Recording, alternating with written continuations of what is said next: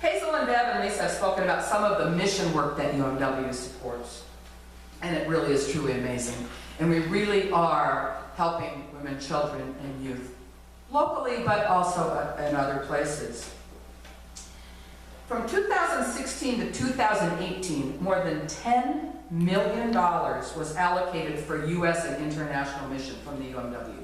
More than $10 million. And this supports women, children, and youth everywhere.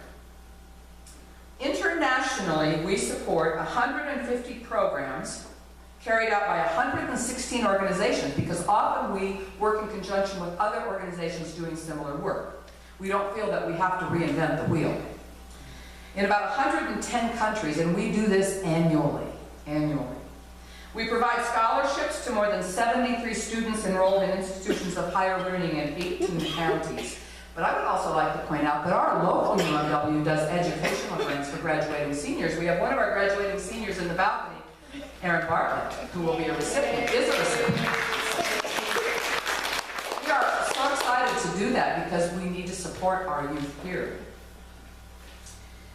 We support 8 regional missionaries whose work reaches 49 countries and the Caribbean. So sometimes you think all our money goes overseas. I think Hazel probably dispelled that. One of the things that I really like that we do, and we do this relatively locally, it's within the conference, is we have Mission U, which is just what it sounds like. It's for us to go and be educated, and you don't even have to be a member of UMW to go. And men can go, too. Once in a while, there's 1 or 2 men. They always feel, I think, a little uncomfortable initially. This year, there will be 2 studies. One is on our money. What do we do with our money? And this really echoes something that the Stewardship Finance Committee did several years ago. I think, Don, you probably edited that. What do we do with our money, and how we spend our money shows what we value. And so the second one is how to live together in community. And there will be one in Great Falls in July and one in Billings in August. So if anybody's interested in that, talk to a UMW member.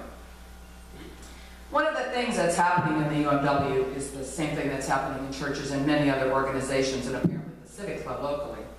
People are aging out. The organization is getting smaller. 20 years ago, we had over 1 million members in this organization, of the largest faith-based women's organization in the world. We had more than 1 million. We're down to 800,000, although that's still a goodly number. So several years ago, the powers that be in the UMW realized that this was going to be a problem if we wanted to continue to support the work that we do all over. Work that depends on our money. And so they formed the Legacy Fund. And the goal is to donate enough money into the Legacy Fund that we basically endow our work. We endow the institutions that we are supporting. And that endowment drive will end next year, when officially in March is 150 years. So we honor the past while we look to the future, and I would like to quote something that Harriet Jane Olsen, our CEO, our top executive in UMW, said. I believe United Methodist Women is as needed today as it has ever been.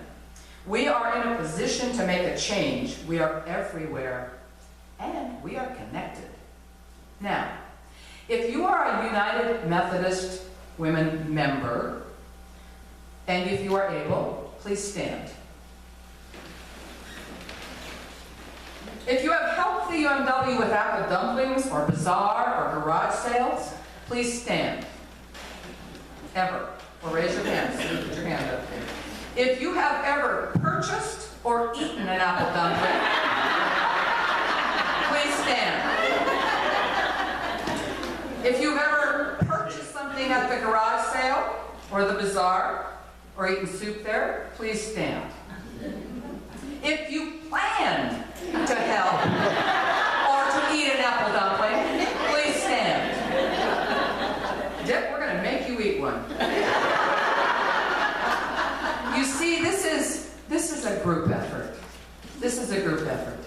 That's why a lot of us who are not United Methodist men will be helping the men, just as the United Methodist Men help the women. This is a united effort and we're making a difference. You may be seated. Thank you. I invite you, if you're not a member, to come to a UMW meeting. Our next one's in July, the second Friday.